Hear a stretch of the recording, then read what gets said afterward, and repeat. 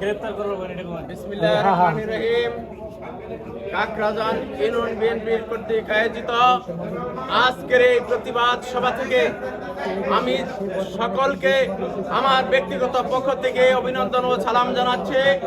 যে কারণে আজকে আমরা এই কাকরাজান ইউনিয়ন পরিষদের সামনে এসে উপস্থিত হয়েছি। আমাদের যে মনের আবেগ, কাকরাজানের জনগণের যে মনের আবেগ, গত 5ই আগস্ট থেকে সরকার পরিবর্তন, সেই ফ্যাসিস্ট হাসিনাকে এই দেশ থেকে বিতাড়িত করার জন্য যারা প্রাণ দিয়েছে, রক্ত দিয়েছে, সেই রক্তের পরেও আজকে দেখা যায় সেই আওয়ামী দূষর চেয়ারম্যান কাকরাজানের দুলাল হোসেন দুলাল, সে নির্বিঘ্নে এখানে এসে 2টি হত্যা মামলার আসামি হয়েও আজকে সে পরিষদে এসে নির্বিঘ্নে কার্যক্রম পরিচালনা করে আসছে। আমি আপনাদেরকে বলতে চাই, আগামীকাল থেকে এই দুলাল হোসেন যেন আর এই কাকরাজান পরিষদে না আসতে পারে। আমরা প্রশাসনের কাছে জানাতে চাই, এই প্রশাসনের মাধ্যমে আগামীতে যেহেতু সারা বাংলাদেশে কোথাও এই আওয়ামী দূষরের চেয়ারম্যান নাই, সেখানে প্রশাসনকে দায়িত্ব দেওয়া হয়েছে। আমরাও জানাতে চাই, বাংলাদেশ জাতীয়তাবাদী দলের পক্ষ থেকে এই কাকরাজান তথা সখীপুরের প্রত্যেকটা ইউনিয়নের যেন প্রশাসনের মাধ্যমে এই জনগণকে খেদমত করার সুযোগ দান করে, সেই প্রত্যয় ব্যক্ত করে আগামীকাল এইখানে এই গড়বাড়ি পরিষদের সামনে কাকরাজানের মানুষ সকাল 10টায় এই দুলাল হোসেন দুলালের গ্রেফতারের জন্য মানববন্ধন করবে।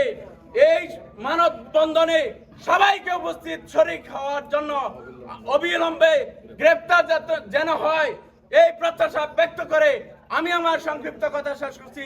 ধন্যবাদ সকলকে। আসসালামু আলাইকুম।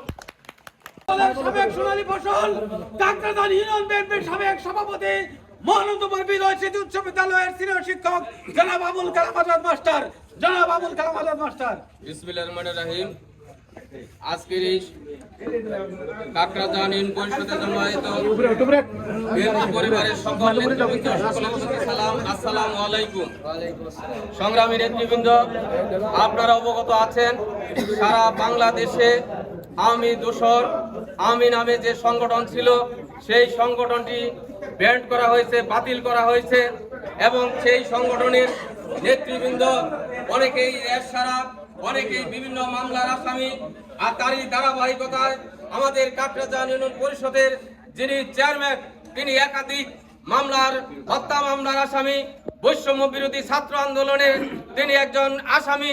তিনি আমাদের এই ইউনিয়নের অভিভাবক হয়ে 2টি মামলার আসামি থাকা অবস্থায়ও দীর্ঘদিন তিনি এই ইউনিয়ন পরিষদ পরিচালনা করেছেন।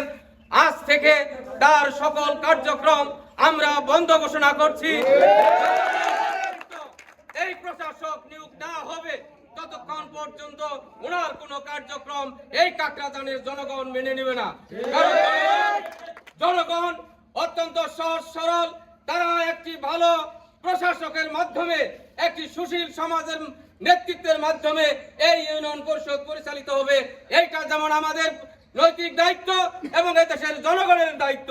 তাই আমরা আশা করি আগামীকালকে এইখানে বাংলাদেশ জাতীয়তাবাদী দল অঙ্গ সংগঠনের সমন্বয়ে সকল জনগণকে ঐক্যবদ্ধ করে একটি মানববন্ধন অনুষ্ঠিত হবে। সে বেলা 11টায় আপনারা সকলেই দলে দলে সেই মানববন্ধনে যোগদান করে আমরা এই চেয়ারম্যানের পদত্যাগ চাই এবং অতি সত্বর এই ইউনিয়ন পরিষদ যাতে সচল থাকে সেজন্য একটি প্রশাসক নিয়োগ হোক। এই প্রশাসনের কাছে এই দাবি তুলে আগামীকালের এই মানববন্ধনে আপনারা সকলেই যোগদান করবেন এই আশাবাদ ব্যক্ত করে আপনাদের সকলকে ধন্যবাদ জানিয়ে আমার কথা শেষ করছি। বাংলাদেশ জিন্দাবাদ, বাংলাদেশ জাতীয়তাবাদী দল জিন্দাবাদ, শহীদ জিয়া অমর হোক, দেশনেত্রী বেগম খালেদা জিয়া জিন্দাবাদ, তারুণ্যের অহংকার, আগামী দিনের রাষ্ট্রনায়ক তারেক জিয়া জিন্দাবাদ জিন্দাবাদ। আলা রাসূল নবীল করিম। আজকে আমার এই চেয়ারম্যানের, কাকরাজান চেয়ারম্যানের আমরা অপসারণ চাচ্ছি। কেন জানেন? গত তারিখে যে নির্বাচন হয়েছে, সেই নির্বাচন দিনের ভোট রাত্রে হয়েছে। এই চেয়ারম্যানকে ভোট দিছে কে? আমরা তো দেই নাই। সুতরাং তাকে আমরা পদত্যাগ চাই। উনি এইখানে আর বসতে পারবেন না। এইখানে যদি তত্ত্বাবধায়ক সরকারের দিকে কাউকে ডিটেল করা হয়, উনি এইখানে বসবে পরিচালক হিসাবে। কাজেই আমরা ওনাকে আর বসতে দিব না।